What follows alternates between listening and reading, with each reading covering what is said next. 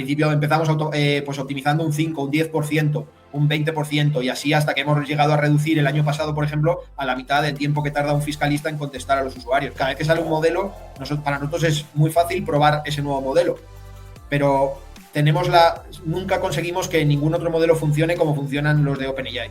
Lo que estamos definiendo es los puntos que tiene que tener esa respuesta para ser una respuesta válida, que es lo que llamamos los acceptance criteria, ¿no? De manera que un LLM as a judge, como evaluador, pueda decidir si esa respuesta cumple con lo que tiene que tener o le falta algo. Ahora mismo lo que hemos hecho es, en general, deprecar los embeddings y todos los sistemas basados en embeddings. ¿Vale? Ahora lo que hacemos principalmente es intentar categorizar la pregunta en una serie de categorías que tenemos, y de ahí lo llevamos a un experto. Si tienes un sistema en producción y quieres añadir un nuevo guardrail, añade el guardrail, pero que no tome decisiones todavía, ¿no? O sea, que solo saque el output en esa plataforma de observabilidad que decíamos, pero que todavía no bloquee, por ejemplo, la salida. ¿Qué crees que podréis conseguir gracias a esta tecnología, pues, en los próximos 2-3 años?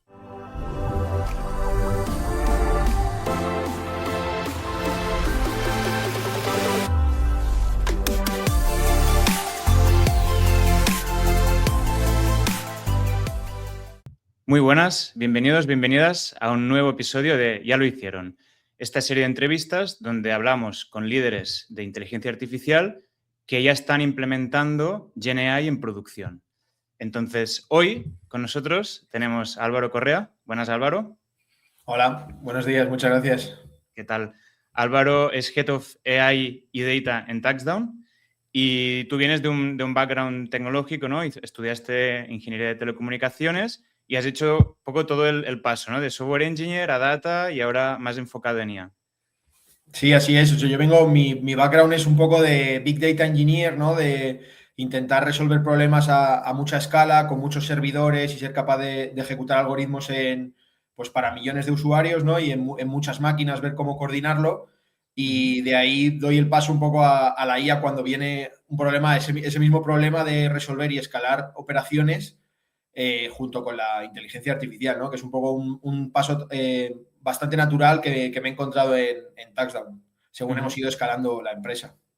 Genial. De hecho, he visto una frase tuya que dices que construye cosas que sobreviven a la realidad, lo cual creo que para esta serie es muy, muy relevante. Esta serie de Ya lo hicieron, porque justamente, ¿no? Estamos viendo que la tecnología de GenAI es muy potente, pero cuando la empezamos a poner en entornos reales, con usuarios reales, pues hay un poco más de complejidad, igual que softwares más deterministas del pasado, ¿no? Entonces, creo que más que nunca esta frase, o sea, es ambiciosa, pero muy relevante. Sí, tal cual. O sea, hay un montón de problemas con los que te encuentras, ¿no? Al intentar escalarlo, desde ser capaz el otro día hablaba con un proveedor, por ejemplo, de inferencia, ¿no? Para poder ejecutar llamadas a modelos de lenguaje, y estábamos llegando a los límites y decía, es que no hay más, no hay GPUs. Entonces, es como que te vas encontrando con trabas y es todo un poco ir resolviendo problema a problema, poco a poco, cómo los vas solventando y un poco tirando un poco de imaginación, porque hay muchas veces que la gente no ha llegado a esos problemas todavía, ¿no? Sí, estamos descubriendo y perfeccionando la tecnología mientras la vamos implementando, lo cual hace que sea apasionante y súper relevante conocer experiencia como la tuya, Álvaro, y de la de Touchdown, que al final pues sois empresas innovadoras que estáis pues capitaneando un poco esta revolución. Entonces, si quieres, para centrar y dar contexto, empezamos. La gente entiendo que conoce bastante Touchdown, pero si quieres explicar brevemente qué hace fuera de la IA, genial. Si has llegado hasta aquí, es porque sabes que la IA no va de herramientas, va de adopción. El problema no está en qué modelo usar, sino cómo hacer que tu equipo la use cada día, con casos reales, sin fricción. Justamente en Loopex compartimos este camino, cómo detectar oportunidades, cómo priorizar casos de uso y convertir la IA en un hábito diario dentro de la empresa. Si quieres esta hoja de ruta, entra en loopex.landaloopers.com y hablamos. Claro, el objetivo principal con el que nace Touchdown es hacer la declaración de la renta, ¿no? Ayudar a los usuarios a hacer la declaración de la renta. Nacimos con eso hace casi 7 años. Y era eso en España. Y entonces hemos ido ampliando en dos ejes. El primer eje es que estamos ahora en España y en México, donde cubrimos más o menos unos 4 millones de usuarios ahora mismo. Y Ok. también hemos ampliado la misión a liberar al mundo de la burocracia, ¿no? No solo hacer la renta, sino hacer cualquier tipo de trámite. Y entonces, en Ujú. este, te puedes imaginar, dentro de hacer todos esos trámites, la cantidad de procesos que podemos automatizar primero con software, ¿no? Y ahora con inteligencia artificial.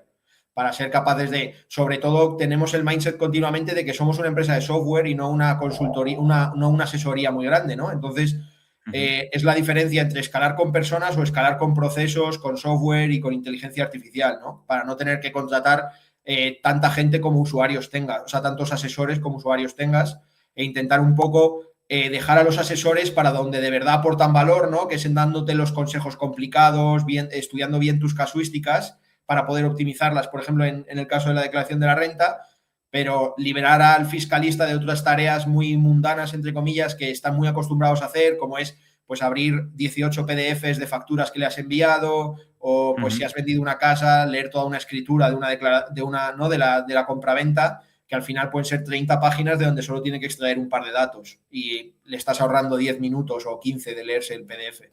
Claro. O sea, entiendo que originalmente, pues entre OCRs, motores de reglas, ¿no? Y este tipo de procesos, podíais contemplar el típico 80% común, después y se automatizaba, y del otro 20, pues ya se derivaba hacia profesionales, pues que revisaran el caso en concreto, pero que sí, realmente eras mucho más escalable. O sea, se Claro, ahorraba. sí, de hecho al principio empezamos como lo que dicen que tiene que ser una startup al principio, ¿no? De haz las cosas que no escalen Ujú. y pues al final metes a personas, pero claro, poco a poco, que fue un poco cuando yo entré en TaxDown y así hace 5 años, cuando empezamos a ver que estábamos teniendo un crecimiento brutal en España, ¿no? Multiplicábamos por 4, por 5 cada año nuestros usuarios y necesitábamos multiplicar los asesores también por ese 4 por 5 y eso no escala, ¿no? Para empezar, porque tenemos un negocio muy estacional de que al final tenemos 3 meses muy fuertes, que es la declaración de la renta, y luego un periodo valle que tampoco puedes mantener a todos los asesores contratados, ¿no? Entonces, justo ahí es cuando estaban empezando también los modelos de lenguaje y cuando empezamos a ver cómo podíamos aplicar esos procesos, que lo más inmediato que vimos fue el poder contestar las dudas de los usuarios.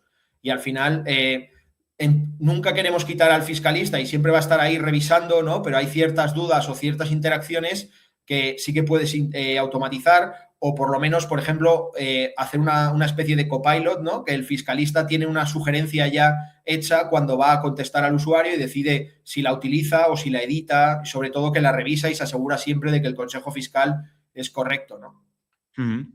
Claro, es decir, vosotros ya teníais una especie de customer support, ¿no? Algún tipo de chatbot más tradicional, igual con algún motor de reglas para automatizar y derivar según el tipo de pregunta. Y ahí ya empieza a surgir, ¿no? Vale, podemos acoplar GenAI en este tipo de pequeño artefacto, o fue algo más transversal, más ambicioso ya desde el principio. Un poco cómo empieza a surgir la idea de implementar la parte esta más de GenAI. Claro, surge de tener nuestra herramienta de tickets, como tú decías, ¿no? A donde Ujú, dábamos nosotros la atención al cliente ujú, y es oye, necesitamos optimizar el tiempo que tardamos en contestar a los usuarios, ¿no? Sin perder nunca esa parte de que la revise un fiscalista. Entonces, ahí es cuando empezamos a optimizar, cuando empezamos a meter este copiloto que es en paralelo y trabaja siempre con el fiscalista para sugerirle esas respuestas. Entonces, al final, al principio empezamos pues optimizando un 5, un 10%, un 20% y así hasta que hemos llegado a reducir el año pasado, por ejemplo, a la mitad del tiempo que tarda un fiscalista en contestar a los usuarios. Y claro, al final es que necesitas la mitad de fiscalistas para dar el servicio al mismo número de usuarios, ¿no? Entonces es claro. muy potente. Y teniendo en cuenta que más o menos nuestros costes operativos, el hecho de contestar a los usuarios es un 50%, pues al final estás ahorrando un 25% de tus costes operativos. Entonces es brutal, por mucho que cueste la inteligencia artificial y sea un coste extra, siempre va a ser mejor que lo conteste un humano, ¿no? Ok. O sea, Entonces que el dedique caso. ese tiempo un humano, vamos. Sí, entiendo. Entonces el caso de uso fue bastante directo, los números cuadraban. Entiendo que no sé si había algo de preocupación porque al final, obviamente, entraremos mucho más, ¿no? en este aspecto de los guardarraíles, de los evals y todo esto un poco más adelante, pero inicialmente no sé si había esta preocupación de decir, estamos dando información que es bastante sensible, al final incluso pueden caer multas, ¿no? Si no haces bien la declaración. Entonces, ¿había preocupación? ¿Cómo lo enfocasteis para hacerlo de una forma segura y tranquila? Claro, como siempre como hasta hace un año siempre era, siempre había un human in the loop, ¿no? Siempre había y en este caso aparte un fiscalista experto, ¿no? Conocedor del dominio.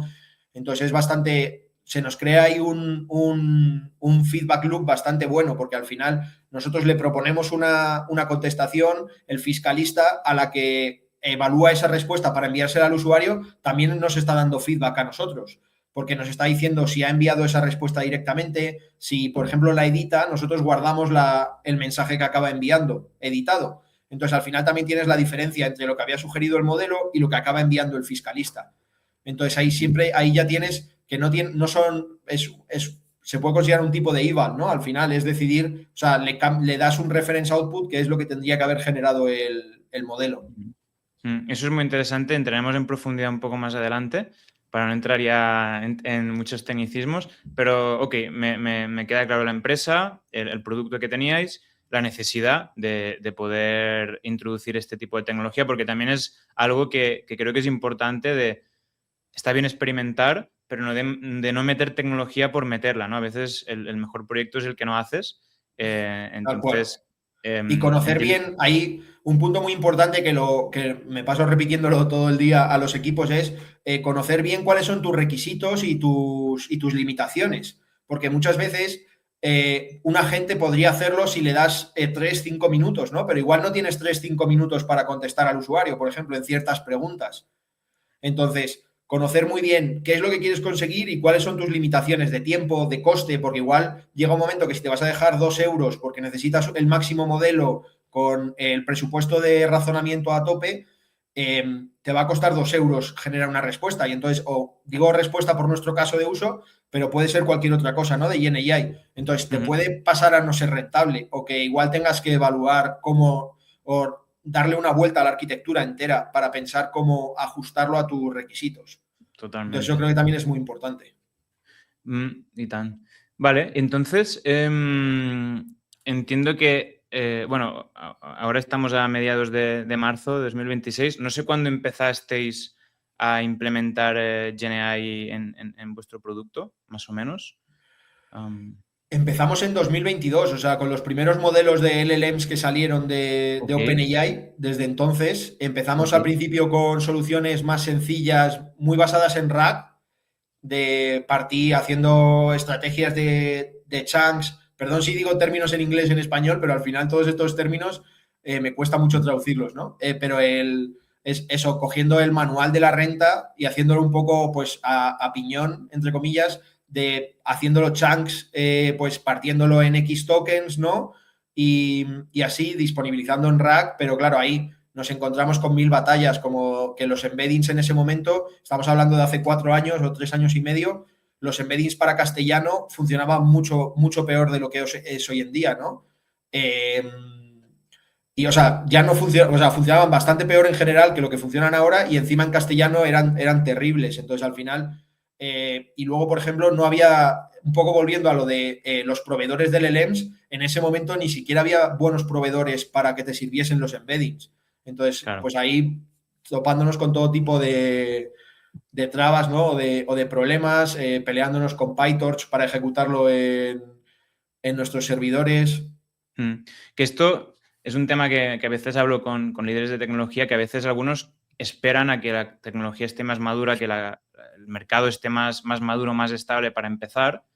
Pero yo siempre digo, ostras, sí que es verdad que es un coste, pero no sé si desde el inicio de todo, pero estar construyendo te lleva a profundizar y a estar mucho más preparado cuando la tecnología esté madura, ¿no? Entonces no sé si tú tienes una opinión de, ostras, ojalá me hubiera esperado un poco más o valoras el haber empezado tan temprano por el sencillo motivo de que estás a un punto pues, de conocimiento más alto, ¿no? Yo creo que empezar a trastear con las cosas desde el principio siempre es bueno.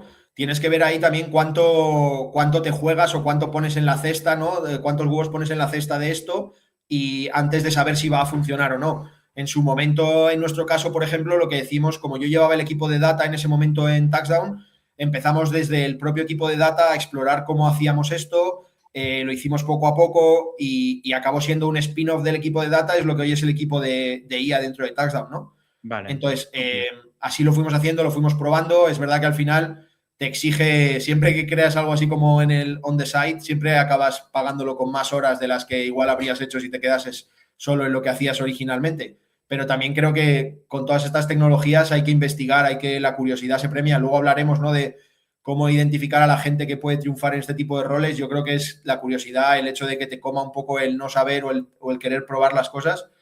Pues así es un poco como yo creo que hay que estar en general en este mundillo, siempre probando las cosas que salen, identificándolas, que a veces no es fácil porque no es siempre trivial identificar cuándo algo, una tecnología es útil o no de verdad, hasta que no te pones a estresarla o a probarla para tu caso de uso, y no siempre es fácil probarla para tu caso de uso. Una de las cosas que nosotros estamos haciendo cada vez más es tener nuestros benchmark internos, que pueden ser simplemente datasets sencillos. Comentabas antes lo de OCR, por ejemplo, pues tenemos nuestro dataset, ¿no?, de OCRs, y cada vez que hay un nuevo modelo, un nuevo pipeline de extracción de datos, poder probarlo fácilmente.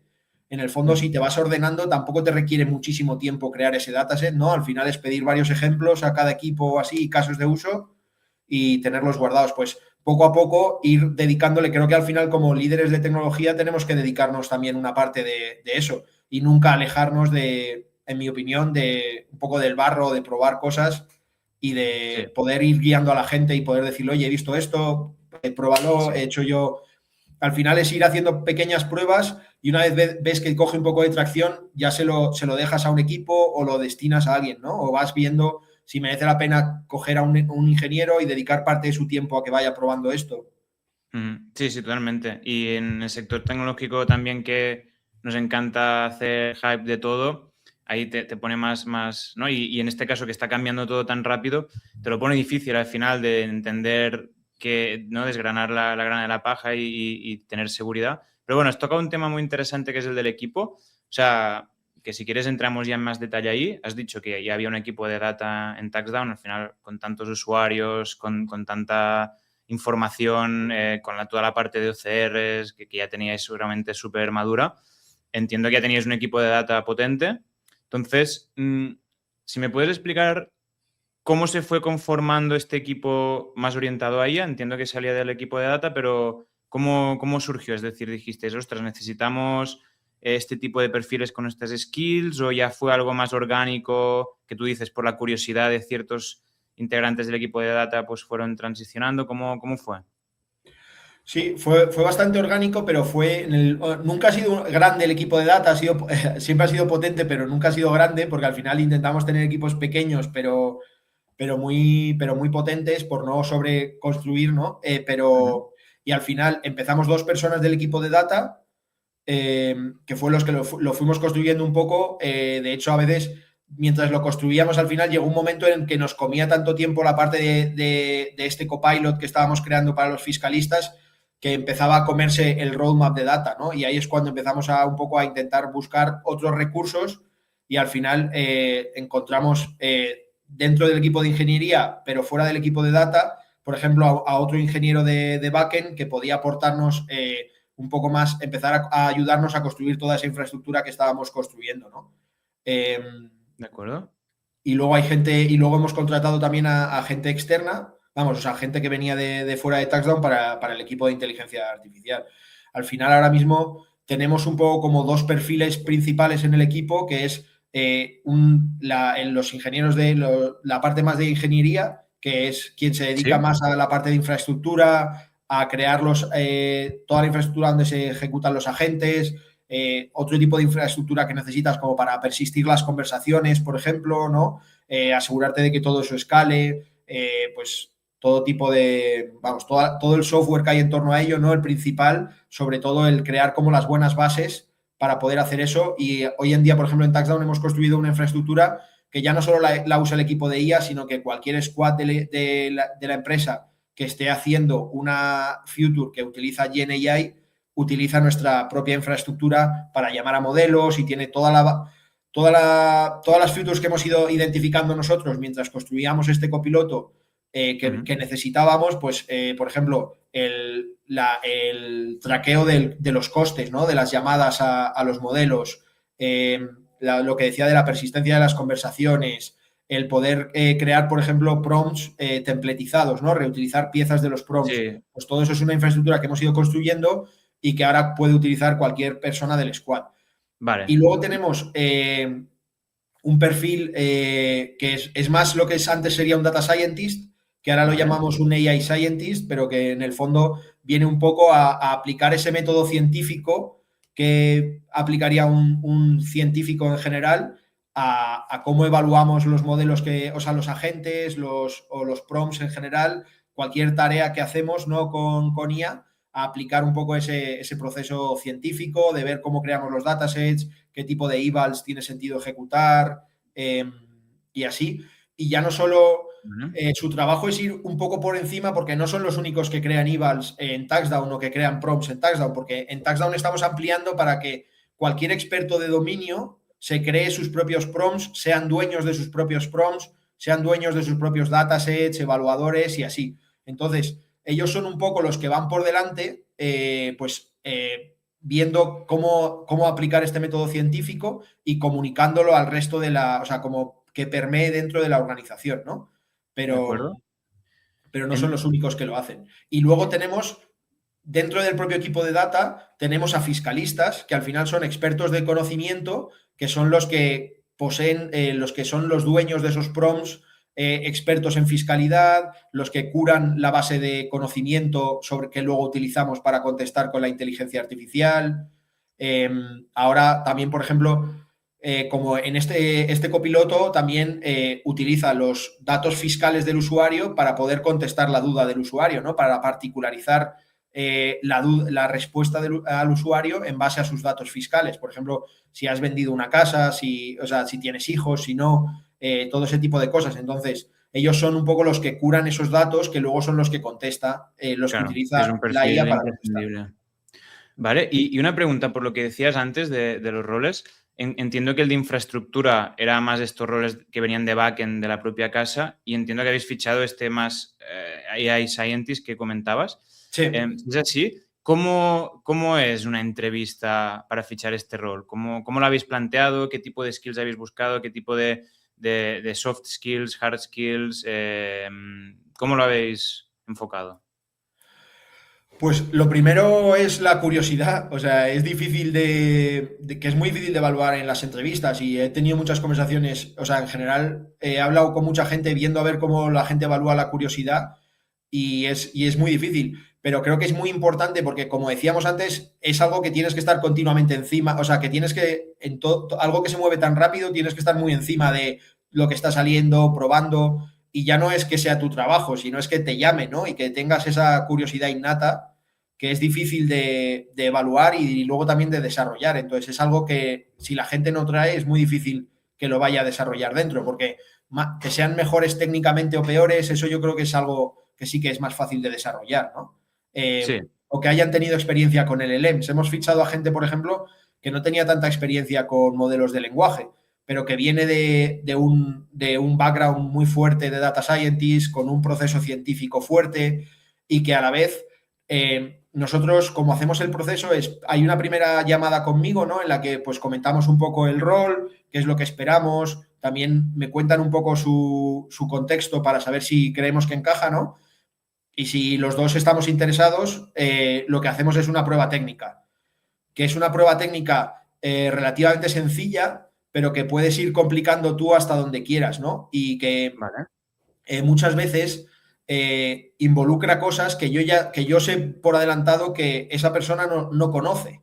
Entonces, ahí mismo puedes evaluar cuánto esa persona se investiga sobre ello, Una cosa que me parece muy interesante es el número de iteraciones que hace esa persona sobre su solución, ¿no? Que primero llegue a una solución fácil, que luego siga iterando sobre ello, incluso que veas ahí cierta señal de que se ha picado un poco, ¿no? De cuando, porque luego hay otra, la prueba es buena, entonces hay otra llamada en la que comentamos la prueba en sí, ¿no? Entonces, una de las cosas que más me gusta ver es que esa persona se ha picado y que le ha picado la curiosidad y ha seguido, oye, y si mejorase esto, o te propone un plan de cosas que no le ha dado tiempo a probar, porque también cuando mandas este tipo de pruebas técnicas hay que asumir que todo el mundo tiene un trabajo, una familia, ¿no? Y no puede dedicarle todo el tiempo que igual hubiese querido.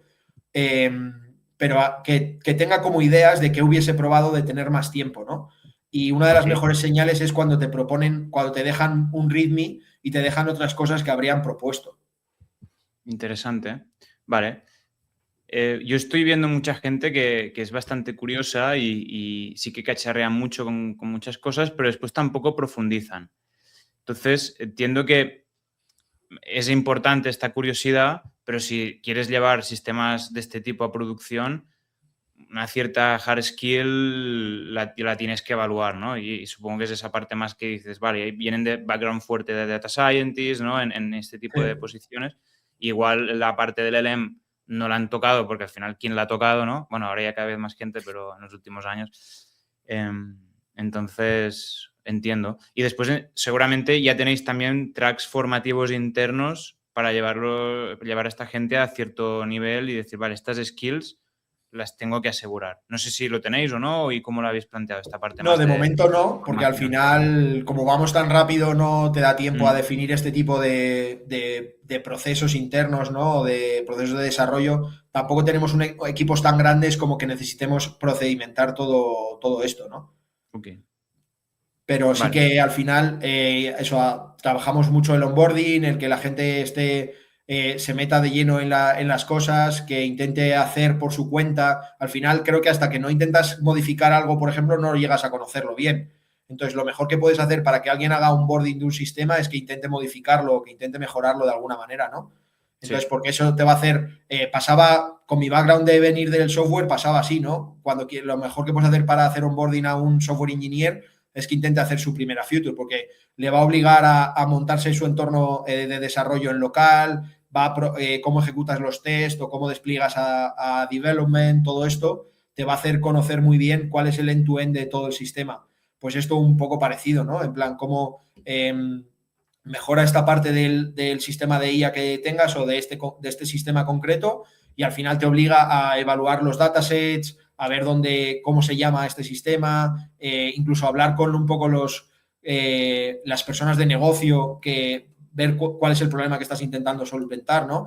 Que ahí es un problema, al final nosotros, hay como ingenieros o como personas técnicas que están intentando solventar el problema, muchas veces tenemos la limitación de que es muy difícil para nosotros evaluar cuándo nuestro sistema está funcionando bien y cuándo no, porque un LLM te da ya una respuesta tan elaborada, por ejemplo, para una respuesta fiscal, que es muy difícil saber si está bien o no para nosotros. E incluso para un fiscalista ya, cuando se pone a mirarlo, tiene que pasar un buen rato evaluando cada respuesta. Claro.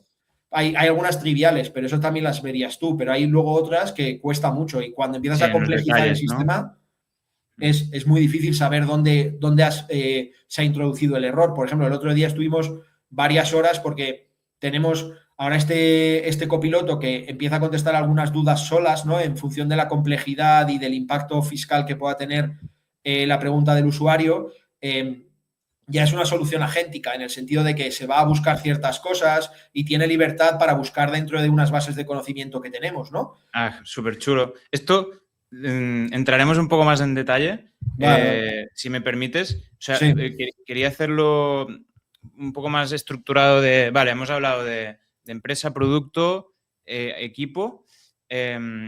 Entraremos en más detalles sobre lo que comentabas, pero quería hacer un paso un poco más atrás y hablar primero de más temas dispersos, un poco modelos, prompts, frameworks, y después ya iremos hacia arquitecturas agénticas, hacia temas más específicos. Pero Perfecto. si quieres empezamos por la parte de modelos. ¿Qué tipo de modelos estáis utilizando? ¿Cuáles habéis utilizado? ¿Por qué? ¿En qué os habéis fijado? ¿No? En tema de costes, de latencia, de calidad. Explícame las decisiones que se han tomado para llegar pues a los modelos que utilizáis hoy en día. Vale. En principio, la mayoría de modelos que utilizamos ahora mismo son OpenAI, ¿vale? Hay una parte de que empezamos con OpenAI y al final, cuando creemos que puede haber cierto acoplamiento nuestro interno a que nuestros prompts funcionan bien con OpenAI, y digo que es esto porque cada vez, como decía antes, ¿no? Tenemos un montón de datasets ahora mismo, entonces cada vez que sale un modelo, para nosotros es muy fácil probar ese nuevo modelo, pero nunca conseguimos que ningún otro modelo funcione como funcionan los de OpenAI, ¿no? En este caso, sobre todo, nosotros ahora mismo estamos con 5.1, no por no haber querido subir, sino por lo mismo, porque lo hemos probado los otros modelos, por ejemplo, el 5.1 al 5.2, creemos que el 5.2 se toma las normas demasiado a rajatabla y que a veces no tiene que, o no queremos que se las tome tan a rajatabla y las siga tan al pie de la letra, y entonces contesta mejor el 5.1 que el 5.2, aparte de ser más barato, ¿no? Y el 5.4 igual, no hemos conseguido que todavía conteste igual, y aparte de que acaba de salir, o sea que tampoco hemos terminado los test. Pero luego, a mí me gustaría poder utilizar más otros proveedores porque al final te da más versatilidad, ¿no? Puedes incluso apretar un poco más con costes o así a otros proveedores, pero cuando los probamos no conseguimos desacoplarnos de OpenAI y probar bien, o sea, que Sonnet, Opus funcionen igual que funciona GPT, Gemini, los 3.1 con los pros igual. Hemos probado tienen adaptadores, Anthropic y Google, para que un prompt de GPT lo puedas adaptar a ellos, pero no conseguimos que funcionen igual. Entonces llega un momento en el que OpenAI nos encaja para nuestro caso de uso volviendo un poco a lo mismo de costes, latencias y así, estamos contentos. Para algunas cosas de OpenAI utilizamos la API de Priority, que te garantiza más velocidad de respuesta y así, a un coste también, pero para ciertos casos, no para todo, no para la mayoría, de hecho, nos merece la pena. Y luego también con lo que estamos bastante contentos es con Gemini, con Flashlite 2.5, que los utilizamos para los guardrails, porque al final con los guardrails los requisitos y limitaciones que tenemos es que, o sea, el requisito es que sea muy rápido, porque al final quieres ejecutar muchos guardrails y muy rápido para que no te impacte en la latencia, ¿no? Porque si al final la principal latencia que tenemos son las una o n generaciones que hacemos con OpenAI, ¿no? Con modelos más grandes. Y encima no quieres estar añadiendo más latencias con guardrails, ¿no? Entonces, Flashlite 2.5 hemos conseguido un buen compromiso entre accuracy y, vamos, cuál es el performance general del modelo versus coste, tiempo y así. Entonces, prácticamente es muy, muy barato ejecutar ese tipo de guardrails y muy rápidos. La mayoría de las contestaciones, el P99 está por debajo de un segundo, entonces los ejecutamos en paralelo, los guardrails que queremos por cada ejecución, o sea, por cada mensaje, y va bastante bien. Y el problema que tenemos con Google ahora mismo es de rate limits. Entonces, que estamos cerca de llegar y o sea, ahora mismo no nos dan una solución muy buena para subir los rate limits. Eso te iba a preguntar, ¿qué tipo de soluciones estáis planteando? Pasar a OpenAI, probablemente. Es triste, pero es así. De momento tienen unos rate limits que no nos encajan. Entonces. ¿Y utilizaríais el 5.1 o iríais igual a uno más antiguo? ¿Cómo lo planteáis? No, probablemente un mini o un nano. No sé si justo ayer sacaron los 5.4 mini y nano, que no los hemos evaluado todavía, pero podría ser una opción, y si no, algo de los otros mini o nano. E incluso probar algún tipo de modelo open source o alguno de los modelos más pequeños que hay, que probablemente para los guardrails, al final, los guardrails sí que intentamos partir problemas muy pequeñitos y relativamente fáciles de solventar. Entonces, intentamos, de hecho, cuando empieza a crecer mucho un guardrail, partirlo en dos guardrails, porque al final así es mucho más fácil de evaluar, ejecuta muy rápido, entonces esa es nuestra política un poco para los guardrails. De acuerdo. Y entiendo que todos estos modelos los utilizáis mediante API, ¿no? Es decir, todo, digamos, no tenéis nada self-hosted, o sea, hosteado por vosotros mismos entiendo No, que es con las APIs directamente de los proveedores, con contratos de propiedad, o sea, de privacidad del dato, de que no entrenen, no lo guarden, etcétera, ¿no? Todo para cumplir con las leyes de protección de datos. Y luego lo que tenemos intermedio es que en general estamos en el ecosistema de Langsmith, LangGraph y así, para todo como framework de orquestación. Y sí que la librería que utilizamos para las llamadas es LangChain. Ok, vale, entraremos en eso Sí, sí, también por en más eso pero profundidad. vamos, Sí, sí, comentando. no, no, genial. Vale, vale, entendido. A veces hay empresas que realmente muchas conversaciones por datos menos sensibles que lo quieren self-hosteado, pero muchas veces no son conscientes pues, del tipo de infraestructura que tienes que tener. Entonces, Del tipo de infraestructura que tienes que tener, luego que escale con tu volumen, ¿no? Porque al final Mm, nosotros tenemos unos problemas, siempre en Touchdown tenemos que contar con lo que comentaba antes de la estacionalidad. Tenemos 3 meses muy fuertes y si me apuras tenemos como 2 o 3 semanas donde hacemos el 80% de nuestro volumen, ¿no? Con la primera semana de campaña, la última semana de campaña de la renta, al final es donde tenemos unos volúmenes muy bestiales. No puedes comprar GPUs para tenerlas ahí guardadas para esas 2 semanas, ¿no? claro. Eh, entonces, y luego que el performance está muy lejos de ser, o sea, por mucho que los benchmark salgan relativamente buenos, el performance que nosotros vemos cuando los evaluamos está muy lejos de ser lo que dicen de ser. O igual es que entre un 92% y un 84% que, por ejemplo, puedan estar ahí la diferencia, es justo la diferencia entre poder utilizarlo en un caso real o no, ¿no? ¿O no? Claro. Y una pregunta, porque lo has comentado varias veces de cómo evaluáis los modelos. ¿Podrías explicar un poquillo qué tenéis montado, pues esto, para sacar conclusiones que no diré que sean estadísticamente significativas, porque igual no es eso, pero para decir, vale, ¿es un modelo que nos convence o no? ¿Cómo lo hacéis? Sí, nosotros tenemos un montón de datasets en general, o sea, uno o más por cada prompt que tenemos y al final tenemos ahora muchos prompts porque partimos toda la solución de IA que luego entraremos en detalle, ¿no? Pero al final lo partimos en problemas más pequeñitos, cada uno tiene su prompt, entonces tenemos uno o más datasets para cada uno de los prompts. eh, y al final un dataset es con el input que pasarías al modelo, ¿no? E intentamos tener un reference output que de lo que saldría, que el reference output, pues si es conversacional, al final es la respuesta, ¿no? Pero si es una tool call, pues sería o sea, si es una llamada a una herramienta, pues sería la herramienta que hay que llamar, parámetros que sí o sí tiene que tener. Luego utilizamos, bueno, también definimos muchas veces unos acceptance criteria, ¿no? De qué es lo Vale. que sí o sí tiene que tener una respuesta para que sea buena. Porque nos hemos dado cuenta que, claro, si tú creas un reference output, un modelo de lenguaje nunca va a crear exactamente la misma respuesta 2 veces, ¿no? O sea, podría replicarlo, pero es muy raro, ¿no? Entonces siempre va a cambiar algo, un hola por un buenos días o un saludos por un gracias. Entonces lo que estamos definiendo es los puntos que tiene que tener esa respuesta para ser una respuesta válida, que es lo que llamamos los acceptance criteria, ¿no? De manera que un LLM as a judge como evaluador pueda decidir si esa respuesta cumple con lo que tiene que tener o le falta algo.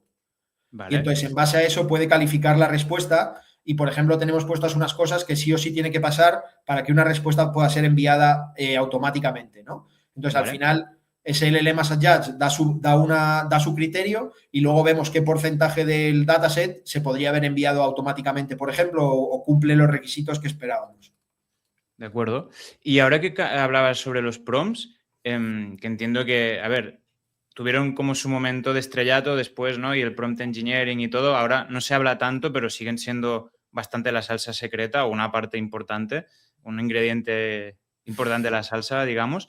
¿Cómo los gestionáis todos estos prompts? Porque entiendo que entre que has comentado, ¿no? La parte de las evaluaciones, la parte de que tenéis mucha gente de negocio interactuando con los modelos, entiendo que a través de esos prompts que creaban. ¿Cómo gestionáis todos estos prompts? ¿Qué tipos de prompts utilizáis? ¿Dónde están alojados? Explícame.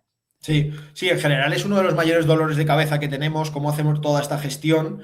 En general los tenemos en Langsmith, como decía, ¿no? Al final en todo en todo el ecosistema Langsmith, Landgraph es donde nos movemos. Lo bueno de Langsmith al final es que te permite tener tus datasets, tienes los prompts, tienes evaluadores, entonces es relativamente fácil iterar esos prompts, ¿no? Pero luego hemos tenido que construir cosas encima de esto, de Langsmith, porque no te permite, por ejemplo, definir esos prompts que hablaba antes, o sea, esos templates, perdón, porque un prompt, o sea, los prompts muchas veces repites lo mismo en todos los prompts, ¿no? Entonces, si cada vez que quieres editar, por ejemplo, qué es Touchdown, tienes que editarlo en 30 prompts, por poner un ejemplo, es un lío, es imposible saber qué prompt está editado, cuál no. Entonces, Versionado de hemos prompt construido... también, súper interesante todo esto. Claro, entonces saber cuál es la última versión que está, también tener trazabilidad luego, cada vez que has generado una respuesta, poder saber qué parte ¿sabes? De dónde viene cada parte. Todo eso no lo tienen y creo que o sea, no hemos encontrado una empresa de momento que tenga como todo a la vez junto, porque eso, Langsmith no nos convence ciertas cosas, pero a la vez sí que permite eso, que los usuarios no tan técnicos entren a editar sus prompts, a evaluarlos y así, ¿no? Y lo que nosotros hemos creado es con Airtable, encima, porque somos usuarios heavy users de Airtable en general en Touchdown, Vale. entonces hemos creado una serie de templates y de partes que tú puedes utilizar para definir un prompt, ¿no? Entonces, tú creas un prompt en Airtable, que al final es crear una nueva línea para quien no conozca Airtable, al final es como un Excel, ¿no? Pero o un Google Sheets, pero un poco vitaminado, ¿no? Entonces, tendríamos la tabla donde tenemos todos los prompts y tú creas una nueva fila, le pones un nombre y empiezas a arrastrar partes que quieres que tu prompt tenga y en qué orden. Y entonces, eso se sincroniza con Langsmith. Entonces, tú casi nunca editas el prompt en Langsmith, sino que lo editas en Airtable y lo vas sincronizando hacia Langsmith. Y esto nos permite reutilizar todas estas partes. Al final, de cada prompt igual solo es específico de ese prompt un 10%, un 20% de ese prompt. Y todo lo demás está reutilizado. Nos aseguramos de que en Airtable podemos ver con colores fáciles y semáforos qué es lo que está sincronizado en Langsmith y luego dentro de Langsmith qué está en producción, porque una vez está el prompt en Langsmith, tú lo tagueas como para producción o no, o solo de pruebas, ¿no? Ok. Interesante, ¿eh? Pues esto tiene muy buena pinta. Ese es uno de los mayores dolores de cabeza de cómo reutilizamos esto, cómo luego alguien llega y rápido puede, ¿sabes? Llega a otro equipo que necesita una solución muy parecida, pero cambiando algo, y cómo reutilizas todo eso, las bases de conocimiento al final, ¿no? De cada sección o de cada parte específica de Touchdown, por ejemplo, de la parte de inversiones, la parte de propiedades, la parte de trabajo, pues el reutilizar todo salvo cambiando la parte específica de eso, ¿no? Claro, además vosotros que habéis evolucionado tanto y entiendo que habéis utilizado tantos modelos, los prompts funcionan diferentes según el modelo, entonces también ahí seguramente habéis como empezado a tener que gestionarlo de una forma un poco más estructurada porque si no se rompía cada vez que se cambiaba el modelo. Tal cual. Y que luego no te acuerdas de qué has cambiado qué, o sea, es muy difícil darle seguimiento a eso, quién lo ha cambiado, porque al final, el otro día hablaba con Langsmith, yo creo que debemos ser de los que, de las empresas que más empleados tienen dentro de Langsmith, porque el otro día miraba y había como 30 empleados de Touchdown en Langsmith concurrentemente. Entonces, eso es al final... No, la mayoría de esa gente no es técnica, son todo dueños del dominio y conocedores del dominio modificando sus prompts y evaluándolos y así. Entonces, creo que es algo muy importante y que para ellos tiene que ser relativamente fácil hacer, ¿no? Totalmente. Entonces, si utilizáis Langsmith, estáis, entiendo, en el ecosistema de LangChain y utilizáis LangChain como framework agéntico también. Sí, como framework con la parte de agéntico es LangGraph, ¿no? Bueno, aunque ahora están cambiando los nombres, pero sí. Hay una parte de LangChain que utilizamos más que nada, o sea, para llamar a los modelos, no hacer la llamada final, utilizamos la parte de LangChain, no porque nos encante la librería, que como tal hay cosas que no nos gustan tanto, ¿no? De cómo está implementada, pero por comodidad más que nada, porque al final... cuando nosotros desde LangGraph nos traemos los prompts de Langsmith, ¿no? Que es donde están, al final, cada vez que un agente se va a ejecutar, hay ciertas cachés, pero cada X tiempo te refrescas el prompt, ¿no? Cuando te lo traes, ya te viene como contenerizado en una chain, que lo llaman ellos, en una cadena que es muy fácil de añadir el mensaje nuevo y generar una respuesta con ese proveedor, modelo, etcétera. Entonces, es cómodo, tiene sus cosas malas, pero bueno. Vale. ¿Y en qué punto, ahora solo hablando de la parte de framework agéntico, que al final, bueno, aunque utilizarais Langsmith, entiendo que podríais haber utilizado Mastra para Sí. la parte más de arquitectura agéntica. ¿Por qué tomáis la decisión que tomáis? ¿Es un tema de que porque yo qué sé, os gustaba más la tecnología subyacente en que estaba hecho ese framework? ¿Porque ya estabais dentro del ecosistema? ¿Cuál fue la toma de decisión? Bueno, hay dos cosas principales. La primera es que fue hace un año y medio, entonces igual las cosas han cambiado un poco desde entonces, ¿no? Mastra yo creo que no estaba ni en el panorama cuando contemplamos cuál utilizar.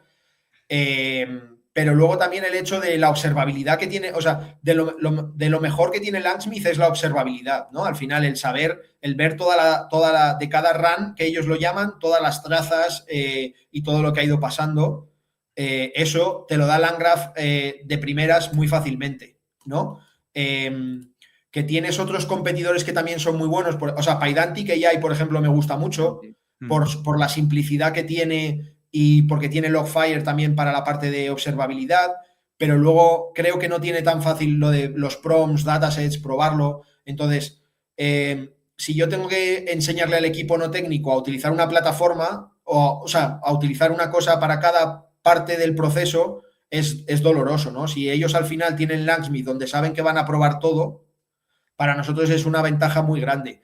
Y luego, ya no solo porque tengan que ir a diferentes plataformas, sino que, por ejemplo, en Langsmith, al tener la observabilidad, tú puedes añadir muy fácilmente, si ellos ven que un ejemplo ha salido mal, ya saben perfectamente cómo añadirlo a un dataset. Y en cuanto lo añaden al dataset, ya empiezan a probar, ya lo incluyen en sus evaluaciones y mejoran el prompt en base a eso, el prompt, el agente o lo que sea, ¿no? Ya meten el feedback directamente ahí y ya lo tienen. Ok.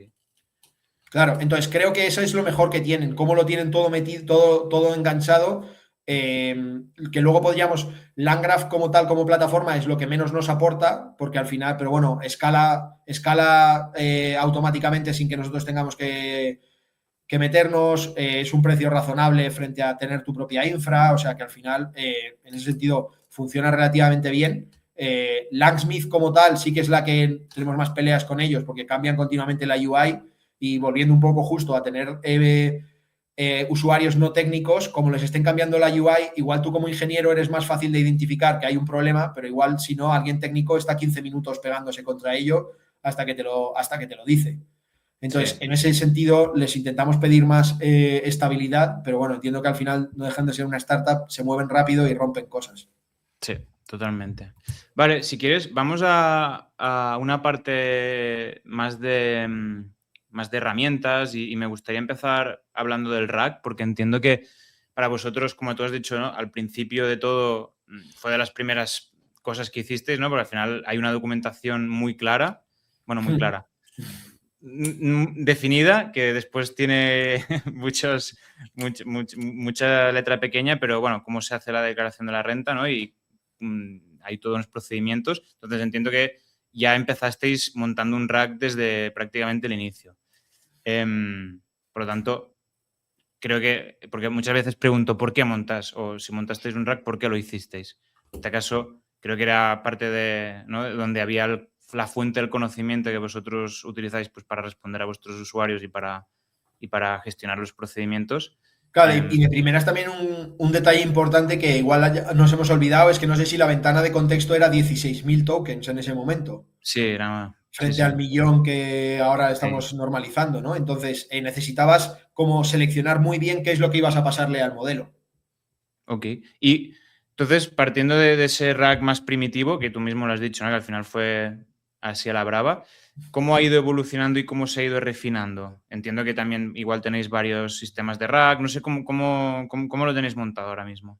Sí, ahora mismo lo que hemos hecho es, en general, deprecar los embeddings y todos los sistemas basados en embeddings. ¿Vale? ¿Vale? ¿Por qué? Ahora lo que hacemos principalmente es intentar categorizar la pregunta en una serie de categorías que tenemos y y de ahí lo llevamos a un experto, que ese experto tiene el contexto suficiente para contestar tu pregunta. Vale. ¿Esa ¿Vale? categorización la hace un LLM o es algo más determinista?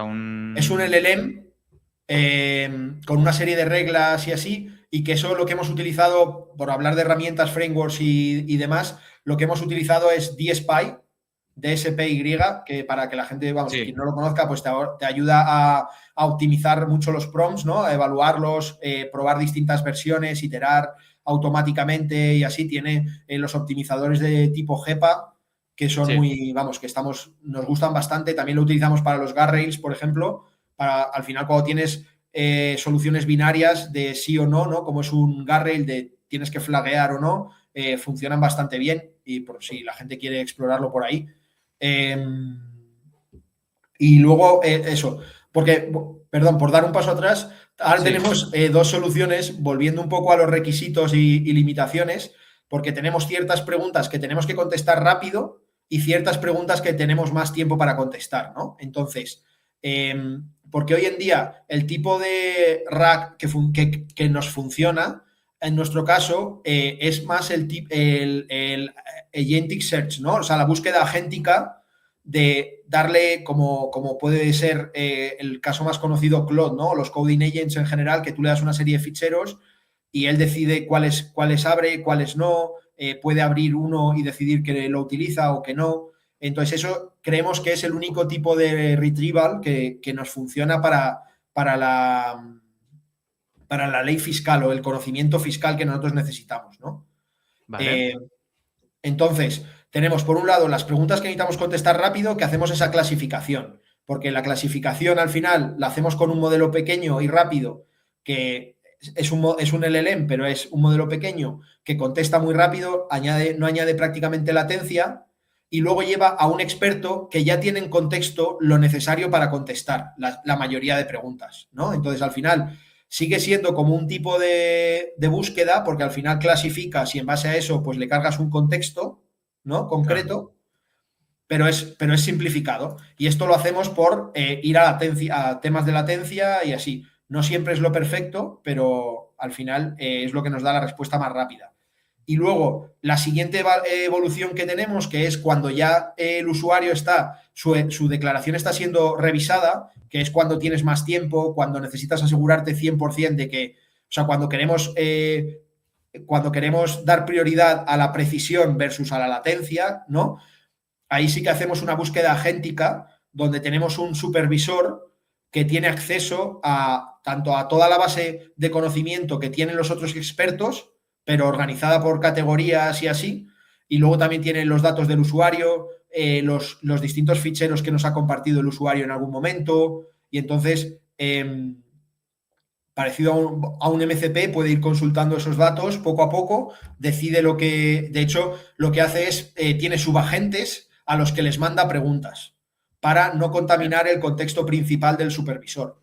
Entonces, le pregunta, por ejemplo, oye, ¿cuáles son los datos relevantes sobre propiedades o sobre la casa que ha comprado Álvaro en Madrid, por ejemplo, ¿no? Y le devuelve esos datos solo concretos, porque al final nosotros tenemos más de 5.000 puntos de información sobre la renta de cada usuario por cada año. Entonces, te puedes imaginar, si cargamos todo eso, enseguida el supervisor se va a llenar y aparte puede necesitar cierto contexto que no tenga, ¿no? Específico de cómo leer esos datos.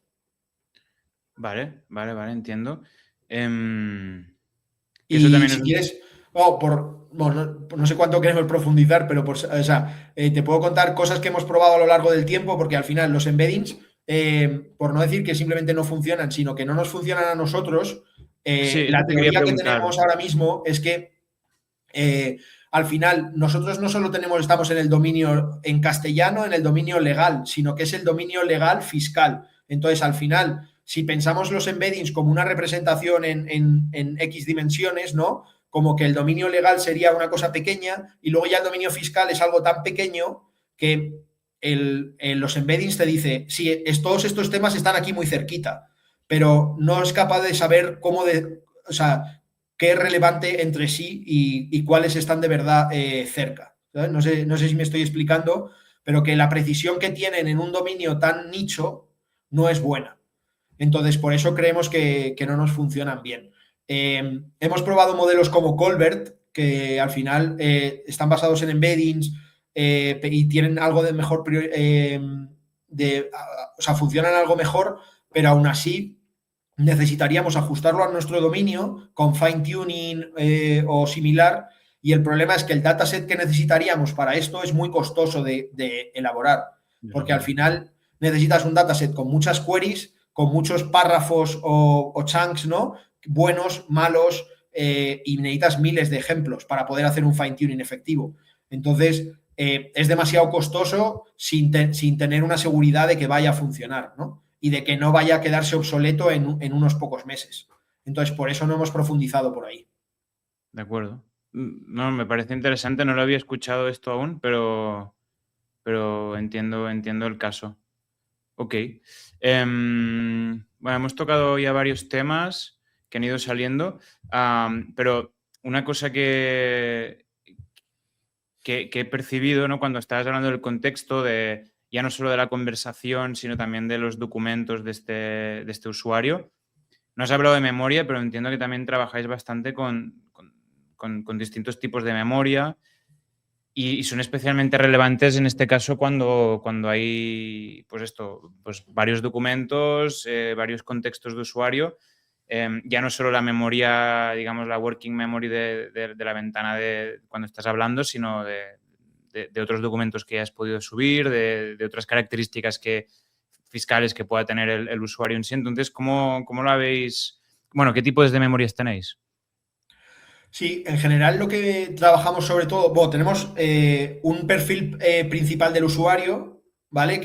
Pero que no es solo de la parte de IA, sino que lo estamos trabajando en general en Touchdown, porque al final creemos que con toda la IA el dato se está convirtiendo un poco en el centro, ¿no? de la empresa, y uno de los principales modes de Touchdown al final es poder conectarse con Hacienda, el poder tener tu vida fiscal, ¿no? De los últimos años, y así. Entonces, estamos construyendo y curando mucho un perfil del usuario donde estén en todo ese tipo de cosas, ¿no? Y por cada año también, qué es lo que ha ido pasando, cómo ha sido evolucionando. Entonces, hay ciertas cosas que están a nivel de Edu, pero hay también Edu 2023, Edu 2024, Edu Claro. 2025 y así. Entonces, eso es una iniciativa que estamos empujando principalmente desde Data y desde IA, pero que el futuro de ello es que toda la empresa se empuje cosas a ese perfil del usuario y también lo consuma, ¿no? Y al final es la mejor memoria que puedes tener, es como ese contexto del usuario y saber qué es lo que ha ido pasando desde ciertos eventos, por ejemplo, que pueden ser importantes, ¿no? O sea, tanto eventos del usuario, como por ejemplo haber tenido un hijo, ¿no? Eh, Luego, eventos en el propio flujo de la aplicación. Si tú quieres acompañar al usuario mientras hace su declaración de la renta en Touchdown, saber ciertos eventos que son esenciales en Touchdown, pues tenerlos registrados bien. Si hay algún error, por ejemplo, registrarlo bien también. ¿De acuerdo? Eso por un lado, como a nivel más core del usuario, y luego tener siempre disponibles todo tipo de conversaciones que tengas con el usuario, porque hemos tenido ahora, por ejemplo, en Touchdown en parte del flujo va a ser conversacional, ¿no? Y una IA te acompaña y te puede ayudar a ciertos, por ejemplo, extraer ciertos datos de documentos para rellenarlos en el formulario de nuestro flujo puede ser complicado. Entonces hay una IA que te acompaña y que incluso lo rellena por ti. Pues esa conversación no puede quedar solo ahí. Tienes que guardarla de alguna manera para que luego, si tienes que hacer follow-up con el usuario o el usuario o revisas su declaración, saber qué es lo que te ha aportado el usuario en ese momento, ¿no? Entonces, como centralizar todas las conversaciones que tengas con el usuario, bien sea el usuario con una IA, el usuario con un fiscalista o lo que sea, tenerlas centralizadas, poder consultarlas, pero también el poder disponibilizarla a los agentes que vaya de inteligencia artificial que puedan consultar esos datos, ¿no? Ese es otro de los subagentes que tenemos para ese supervisor que te decía, es el poder preguntar al histórico de conversaciones qué es lo que dijo Álvaro en algún momento, ¿no? Porque también es una de las mayores frustraciones de los usuarios. Oye, ¿por qué me vuelves a preguntar esto que yo ya te he dicho? O que Sí. tal, y pasar por encima cosas que ya te había dicho, eso es uno de los mayores errores y que mayor frustración crea. Entonces, queremos evitarlo desde el principio. Totalmente. Y a nivel de tecnología, ¿esto cómo se traduce? O sea, ¿tenéis una base de datos para persistir este tipo de información? ¿Cómo lo habéis estructurado? Tenemos un par de servicios internos. Por un lado, el del perfil del usuario, que al final está basado en eventos y según van entrando los eventos, pues al final se crea una proyección de esos eventos y se incorpora al perfil, ¿vale? Vale. Con unos data contracts que definimos y así.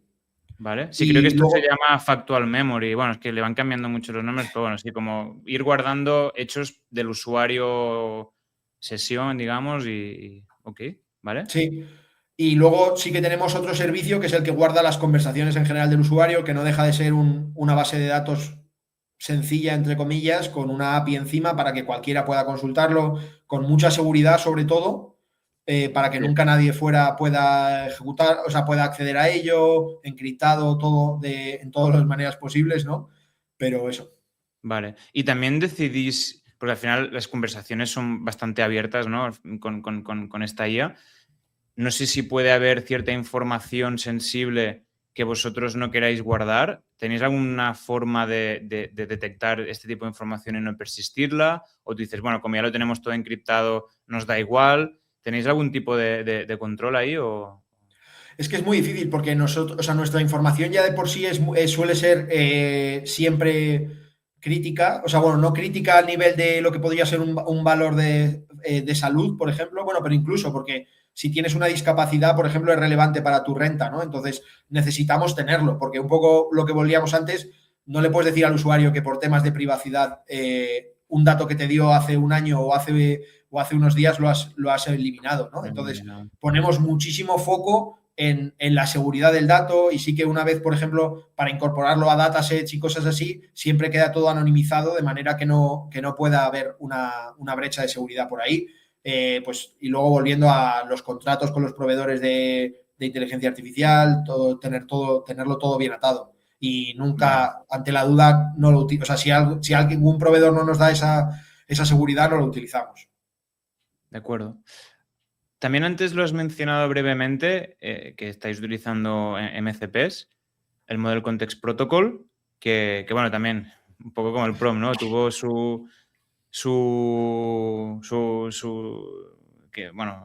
momento de gloria. Ahora igual la gente dice, bueno, los MCPs, volver otra vez a las API REST con los CLIs, ¿no? Un poco, bueno, todo va evolucionando, pero entiendo que la parte del MCP la tenéis implementada en toda esta arquitectura. ¿En qué casos de uso la utilizáis y cómo la habéis enfocado? Sí, bueno, por un poco primero más arriba, ¿no? O sea, en la pelea de MCP, línea de comandos y así, yo creo que esa es una pelea más para cuando estás usando tú coding agents para programar y así que otra cosa, porque al final el concepto de MCP como tal tiene, en mi opinión, tiene todo el sentido del mundo, siempre y cuando lo utilices bien como Model Context Protocol, ¿no? Al final se trata de aportar contexto a un agente de IA. Entonces, que no deja de poderse ver como una API o como una línea de comandos o así, ¿no?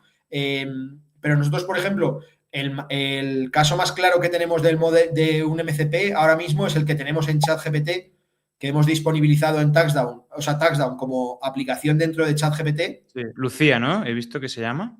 No, no, no. Esa, Ah, o sea, bueno, en su momento teníamos Asesor IA, que era una aplicación que estaba en la web, pero ahora está en TaxDown. O sea, ok. en ChatGPT, si tú le pides que consulte algo con TaxDown, nos consulta a nosotros con nuestro MCP. Entonces, Ok. al final ahí creo que es donde puede aportar más valor TaxDown porque es aportar contexto sobre el usuario, o sea, sobre la pregunta del usuario, ¿no? Bien sea porque ChatGPT nos envía la pregunta y nosotros le damos los datos actualizados del manual de la renta, por ejemplo, porque cuando tú haces una pregunta a ChatGPT, no sabes en realidad qué datos está utilizando para contestarte. Y aunque te ponga el enlace y así, no sabes si es lo más actualizado, no sabes si ha habido una consulta vinculante, por ejemplo, que aclara bien esa parte del manual. Entonces, nosotros lo que tenemos es nuestro propio manual interno que está curado, que se asegura de las ambigüedades, desambiguarlas, ¿no? Y de que todo queda claro. Y entonces podemos aportarle a ChatGPT ese contexto para contestar mejor tu duda. Pero aparte, el contexto perfecto es el del contexto del usuario, ¿no? Entonces, si tú estás en ChatGPT y te autenticas con TaxDown, nosotros podemos proveerle de tu contexto, como poder pasarle tus propiedades, poder pasarle Si te extraña de por qué, por ejemplo, te sale a pagar este año y te salía a devolver el año pasado, pues oye, pasamos cuánto te ha pagado tu empresa, cuánto te ha retenido y solo con eso sueles ver bastante bien, ¿no? Dónde está la diferencia. Entonces, aportar ese contexto. De acuerdo. Entonces, si te autenticas, tienes acceso a toda tu información. Una cosa que habla mucho con líderes, ¿no? Del miedo este del MCP, que al final es como que abres un poco a las puertas de la casa y pregunta. No sé si ahí también habéis tenido vosotros algún tipo de discusión de cómo enfocarlo, de si limitarlo, si os da miedo en algún aspecto, o dices, no, esto lo Bueno, o tenemos sea, muy bien nosotros controlado. tal cual lo tenemos es que está autenticado a nivel de usuario. Entonces, lo único que podría acceder es un usuario que autentica ese MCP puede Ujú. acceder a sus datos. De Que acuerdo. ese es un buen punto, por ejemplo, y es una cosa que nosotros nos aseguramos de siempre cumplir, es nunca dejar que un agente decida cuál es el usuario al que se le consultan los datos. Que o sea, que igual podemos profundizar ahora o más tarde, pero por ejemplo, cuando tú tienes un agente que va a llamar a una tool que extrae datos del usuario, nunca Sí. el agente debería ser el que elija el parámetro ID de usuario, sino que deberías de inyectarlo tú siempre por fuera sabiendo cuál es el scope que tiene ese agente y a qué usuario puede acceder. Que es algo típico que cuando la gente se pone a hacerlo no lo piensa, yo creo, y nosotros de hecho tenemos nuestros propios scripts que lo que hacen es asegurarse de que no hay ningún prompt o agente que tenga, por ejemplo, en los parámetros de la tool a los que accede el prompt, el ID del usuario. Siempre lo tenemos que inyectar nosotros con código para asegurarnos de que estamos siempre encapsulando a qué es lo que puede acceder ese subagente o agente. Ok. Ok. Esto es muy interesante. Nosotros también en algunos proyectos hemos tenido este tipo de conversación y de cómo asegurarlo. Entonces, ok, vosotros inyectáis con unos scripts el IDE y no No, dejáis que ven. o sea, con los scripts nos aseguramos de que no hay nadie que esté De que no hay dejando nadie, a la vale, gente decidir qué ID de usuario lee. ok, Y luego lo que hacemos es en nuestra infraestructura, cuando tú implementas al final esa tool, ¿no? Porque te puede decir get payment info, ¿no? Al final esa tool tú la tienes implementada en algún sitio. Pues nosotros lo que hacemos es inyectar ahí el ID del usuario al que la gente tiene acceso. ok, vale, entiendo. Vale, que sí, que esto también era un tema que quería tratar contigo, que ya lo hemos tocado por varios puntos, que era cómo gestionar esto el tema de tool calling. O sea, qué herramientas utilizáis para invocar a la gente y cómo definís los contratos y después también has dicho que incluso es una parte de la evaluación, ¿no? Que vosotros hacéis de comprobar que se estén llamando a las herramientas correctas. Entonces, ¿cómo lo habéis estructurado toda esta parte?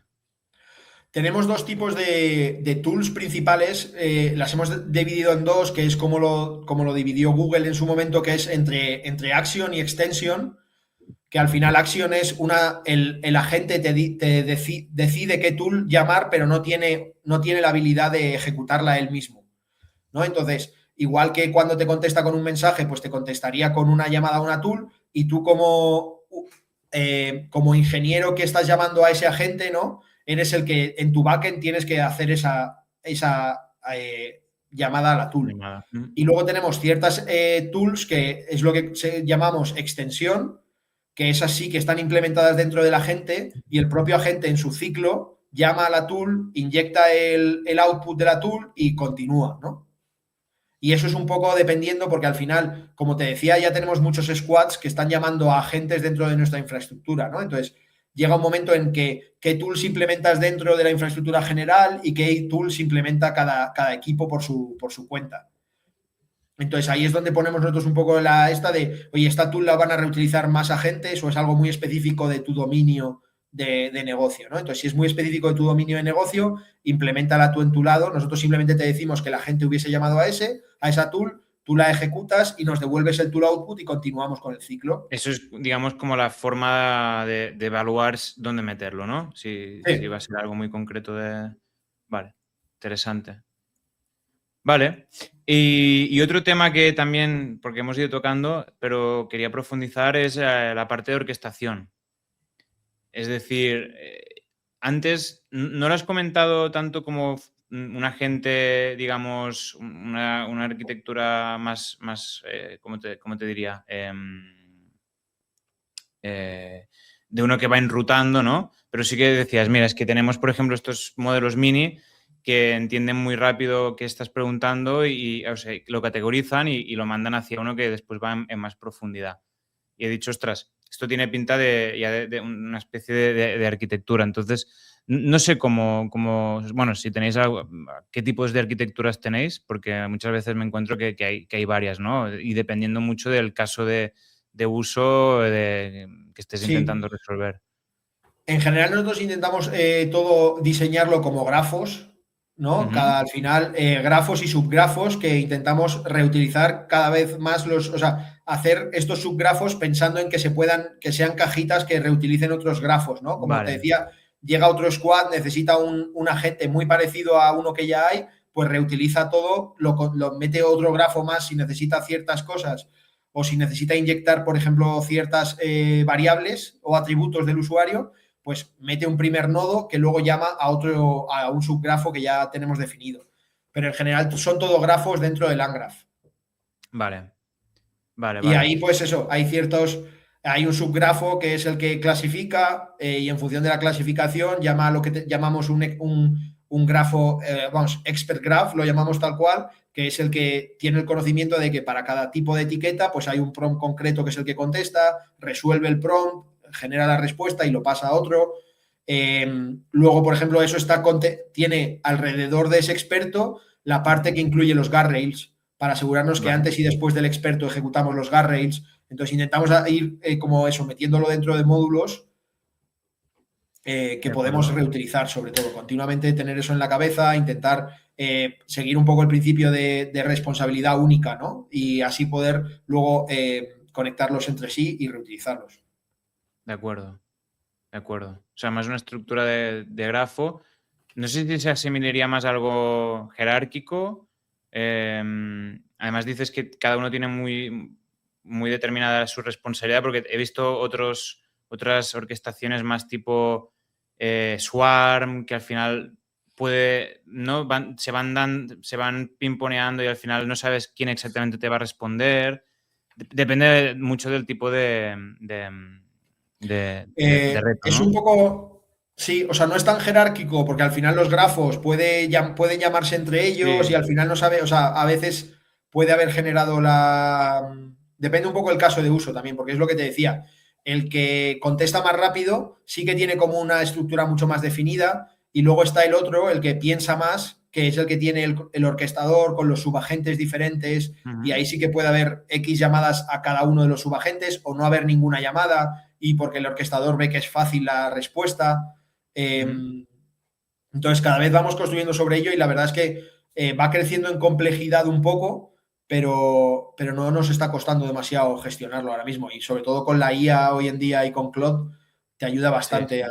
a poder añadir piezas. Intentamos probar rápido. De hecho, ahora, pues eso, viene la campaña, ¿no? Estamos sacando distintas piezas, ver cuál funciona y en base a eso decidir la arquitectura, porque hoy en día, como no hay suficiente experiencia o suficientes cosas como para decidir por una arquitectura u otra. Entonces, estamos probando varias a la vez y la que veamos que va funcionando mejor, pues la cambiamos y así. Vale, muy bien. ¿También tenéis temas de comunicación agent to agent y qué responsabilidad les acabáis dando o es algo que tenéis más controlado eso? No, ahora mismo no. Bueno, o sea, la comunicación que tenemos ahí o sea, es del orquestador a los subagentes que les pueden hacer Ujú, preguntas y le responden. Pero vale. no tenemos un agent mail o así, o como no sé cómo se llama el Ujú, protocolo, ¿no? Que ha sacado ahora también CloudBot y tal, que pueden llamarse entre sí, pero no, de momento no, porque aparte es que esto ya es opinión personal, pero creo sí, que eso puede multiplicar mucho la latencia, si ya de por sí son poco deterministas estos modelos, en el momento en el que empiezan a hablar entre ellos, creo que puede que explota la cantidad de posibilidades y que nosotros necesitamos acotarlo un poco más y también estar muy encima, ¿no? sí, sí. Sí, sí, es ir a lo contrario casi que eso. O sea, yo creo que Vale, es el genial. futuro, ¿eh? Yo creo que al final las organizaciones en sí, pues sí, se podrán ir reemplazando ciertas tareas o ciertos roles que hay internos con agentes, ¿no? Y creo que es el futuro, que puedan hablar entre ellos, que se deleguen tareas y así. Pero creo que hoy en día no estamos ahí. Con Sí, o sea, con el performance que tenemos de los modelos todavía les queda un poco.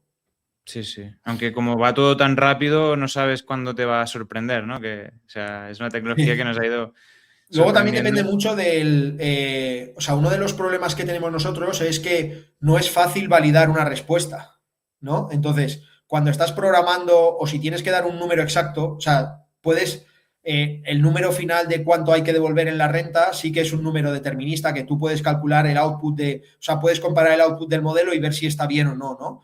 Pero hay muchos pasos intermedios que no son tan deterministas.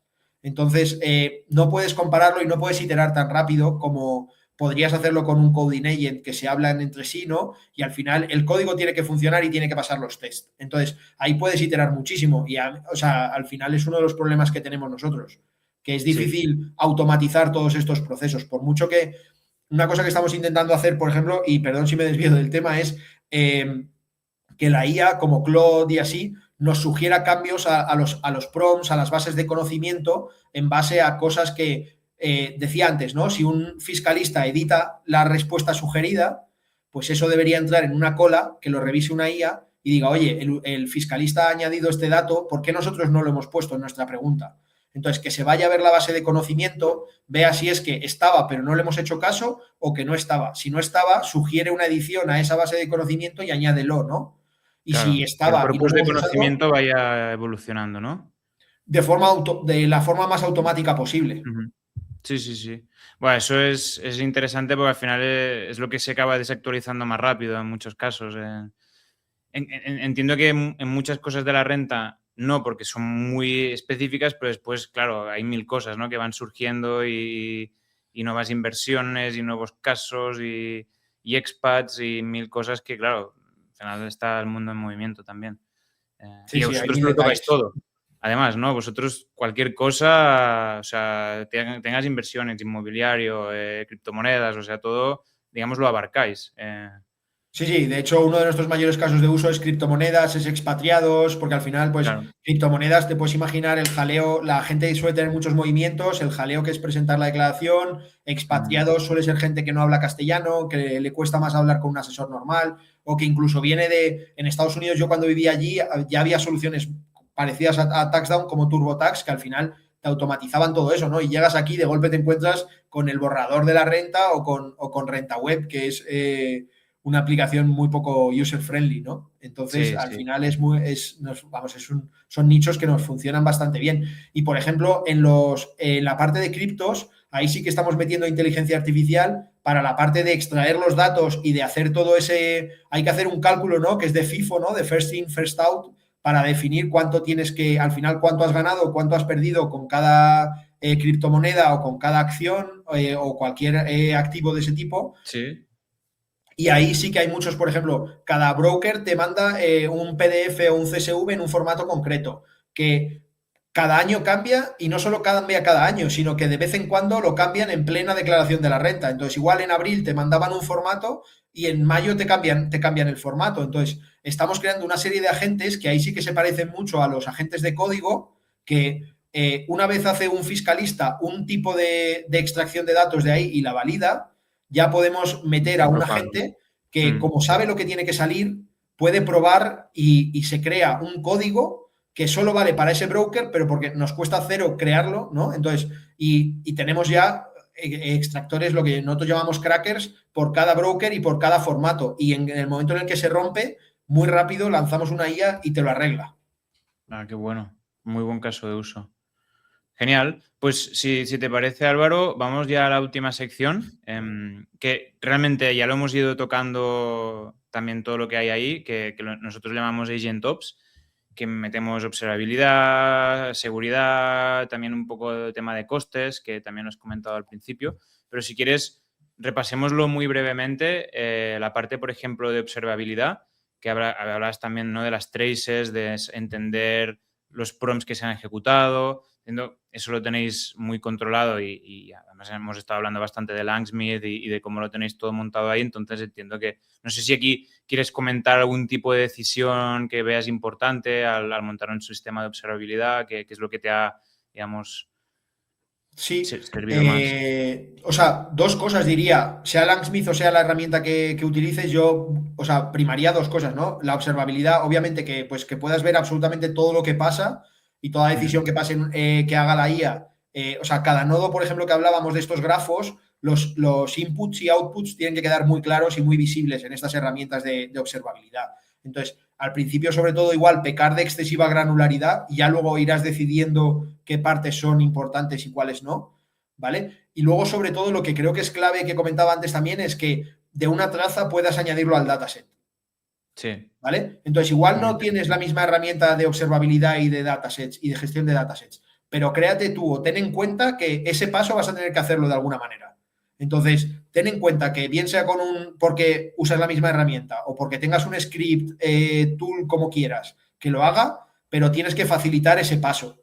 Y nosotros o sea, lo hemos visto, es algo clave para nosotros que la gente pueda pasar muy rápido de una traza a un ejemplo en un dataset. Genial. Porque así es la manera de retroalimentar y girar la rueda, o sea, hacer que la rueda gire más rápido.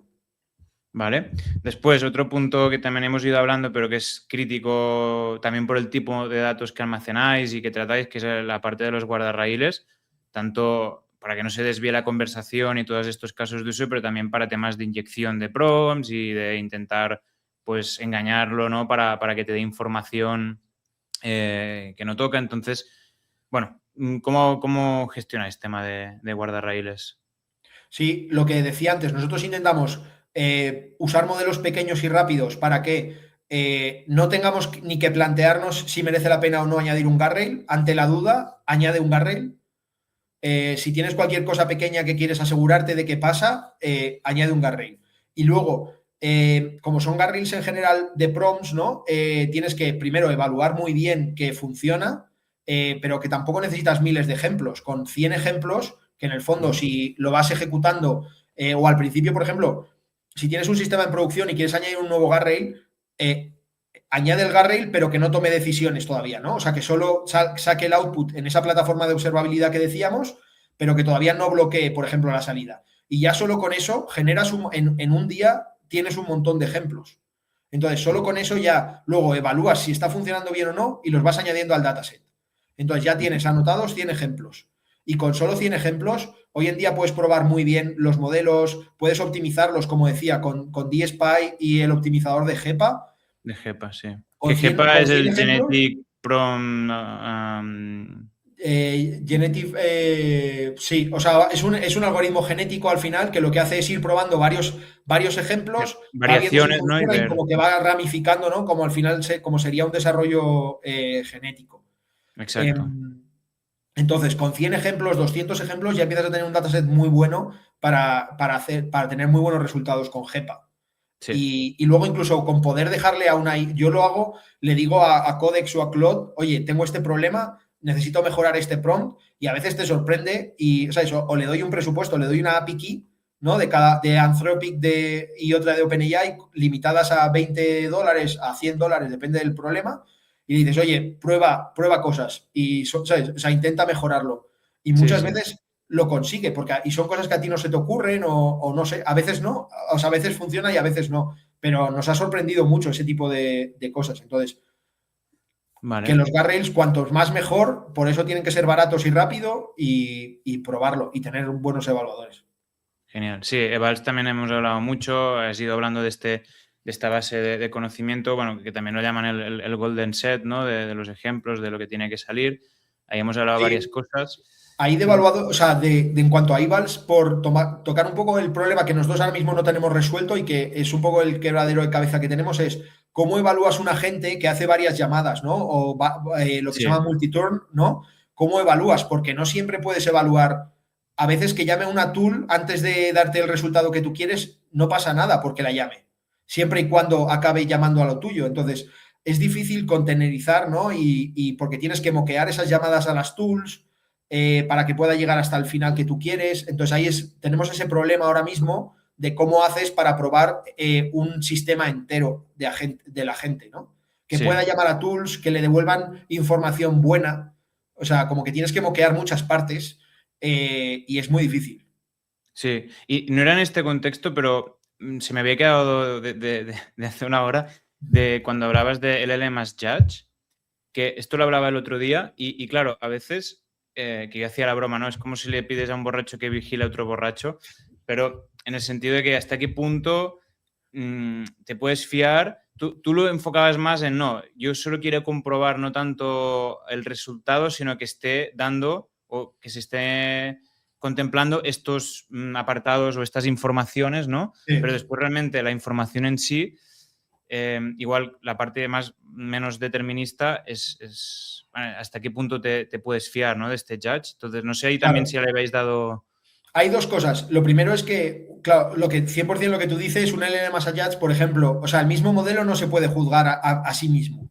Claro, Porque, y sobre todo si tiene el mismo contexto, ¿no? Entonces, nosotros intentamos partir las evaluaciones en cosas pequeñas, en plan, evalúa, vuelven, que llegan a ser un poco guardrails, ¿no? Evalúa sí, que no ha pasado esto, evalúa que no tal. Ahora ya no pasa, pero en su momento con GPT-4 y así, a veces le daban, se alucinaba un número de teléfono y le decía, oye, si tienes cualquier duda, puedes llamarme a este número de teléfono.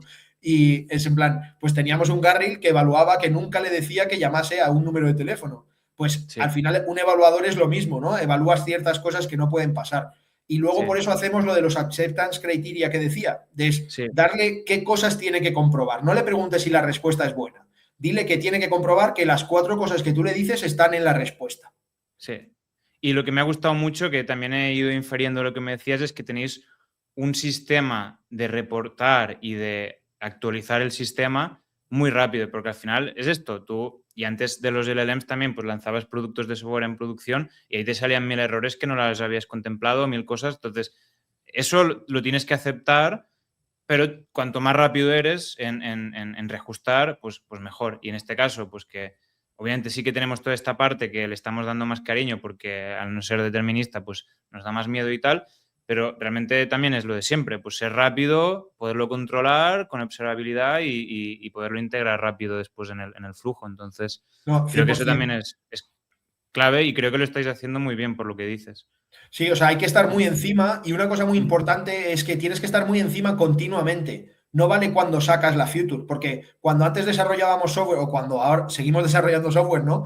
Pero si pasan los unit tests, los integration tests, regression tests, todos los tests y los sacas y ves que va funcionando, puedes tener Sentry o una plataforma así de errores, ¿no?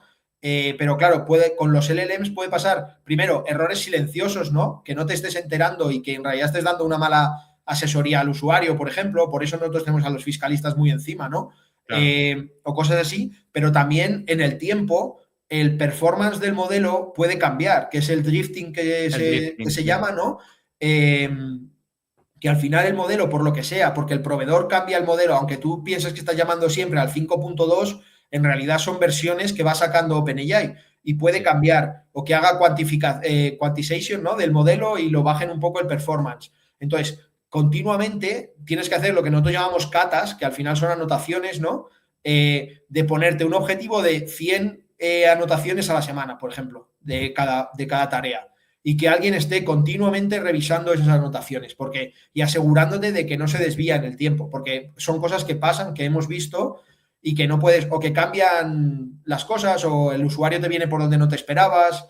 Que Entonces hay esto... que estar muy encima. Y es algo que antes no pasaba con el software tradicional porque tenías alertas más fáciles de detectar y aquí no. Mm. Muy bien. Y nada, de estos temas también me ha gustado lo del coste, tú lo has hablado desde el principio.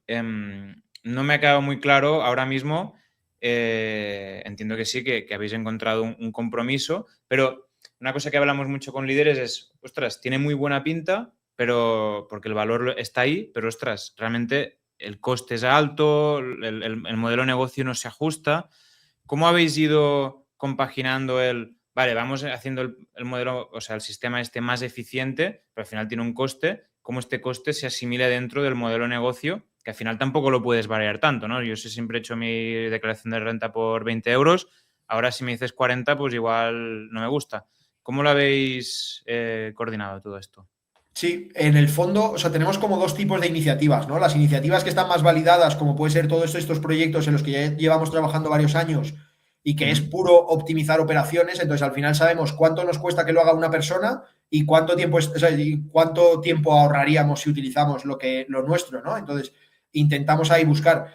No puedes comprometerte nunca a que estés, o sea, a que va a ser perfecto o a que va a funcionar, ¿no? Nosotros nos marcamos un objetivo de ahorrar un X% Sí, de tiempo y entonces sabemos que eso lo hace rentable si nos cuesta cada generación de la IA 10 céntimos, por poner un ejemplo. Entonces, ese es nuestro objetivo, pero no te puedes asegurar, pero o sea, tienes que ser consciente. Lo hablaba ayer con Quique, uno de los CEOs de TaxDown, en que tenemos que hacer que los equipos sean conscientes de que están gastando dinero, ¿no? Y de que estas iniciativas cuestan dinero, pero a la vez tampoco podemos que sea el freno principal, porque si no, no innovas y si no, la gente ya le va a dar, como que va a ser más reticente, ¿no? Pero que seas consciente, oye, esto va a costar este dinero, que puede tener sentido, porque sobre todo en nuestros casos suele ser eso o que lo haga una persona. Entonces, una persona siempre te va a costar más dinero. Entonces, pero que seamos conscientes de que, oye, esto nos va a costar X dinero, el presupuesto de esta iniciativa es este y así. de acuerdo. Muy bien. Vale, pues ya para ir cerrando, Álvaro, ¿alguna decisión así que se tomó que resultó ser cara y no muy eficiente? Así que te venga a la mente. Bueno, hemos probado, por ejemplo, proveedores externos, ¿no? De IA y así, que hay varias startups y así, y no nos ha funcionado muy allá. Y Ujú. entonces piensas a veces que la gente que se dedica solo a eso va a ser capaz de hacerlo mejor que tú, y eso no siempre pasa. ¿De No acuerdo? sabes si es porque no están dedicados a ti 100%, ¿no? Al final, porque son una empresa y tienen otros clientes o así. Pero digo en cuanto a producto, ¿eh? Cuando hemos trabajado, por ejemplo, con empresas más de consultoría, eso es diferente, porque al final sí que están en el proyecto contigo, ¿no? Y es como un Sí. proyecto. Pero me refiero más a las soluciones que prometen out of the box ser capaces de solucionarte temas Temas como tipo. customer support, ¿no? Ok, ok, ok, ok. Vale. Pensaba que hablabas pues de soluciones de observabilidad de IA o de guardrails o cosas así. Pero bueno, dices empresas más de otro tipo. Vale, ok. Y centrándonos en lo que es la integración de GenAI en estos productos de TaxDown que comentas, no este año, pero poco, ¿cuál es tu visión? ¿Qué crees que podréis conseguir gracias a esta tecnología pues en los próximos 2, 3 años? Bueno, yo espero, pero como usuario de TaxDown también, espero Ujú. recibir un WhatsApp todos los años diciendo que mi declaración ya se ha presentado y no tener que preocuparme por nada, porque no me gusta nada el papeleo, entonces me encantaría que al final nosotros, si tenemos el concepto de lo que llamamos el full self-taxing, ¿no? Que viene del full self-driving de Tesla, pero para las taxes, para los impuestos, que es en el fondo nosotros poder conectarnos a las fuentes de datos que necesitamos para poder hacerte la declaración y que no tengas o sea, que para ti no sea un dolor de cabeza o que no tengas ni que tenerlo en la cabeza que tienes que hacer la declaración, ¿no? La declaración o cualquier otro tipo de trámites. Al final, creo y creemos que los modelos de lenguaje y todas las tecnologías que están saliendo es la interfaz perfecta para TaxDown con la administración pública y así, porque es todo texto lo que presentas, es todo texto lo que lees, ¿no? O bueno, o multimodal, pero en PDFs, Ujú. CSVs, XMLs, cosas así, y que vamos a ser capaces de procesarlo, de darle una estructura, darle un entendimiento y poder hacer las cosas sin que tú te enteres y sin que tengas que preocuparte por ello.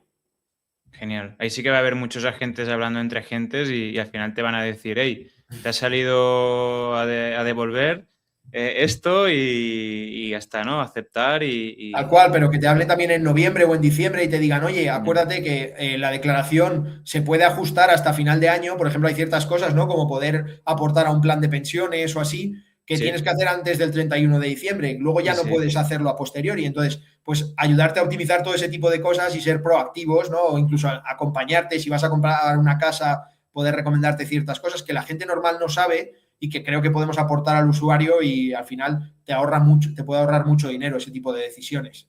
Sí, sí. Yo soy el de que siempre se acuerda del último momento de los planes de pensiones y, y cada año Tengo que hacer el último minuto.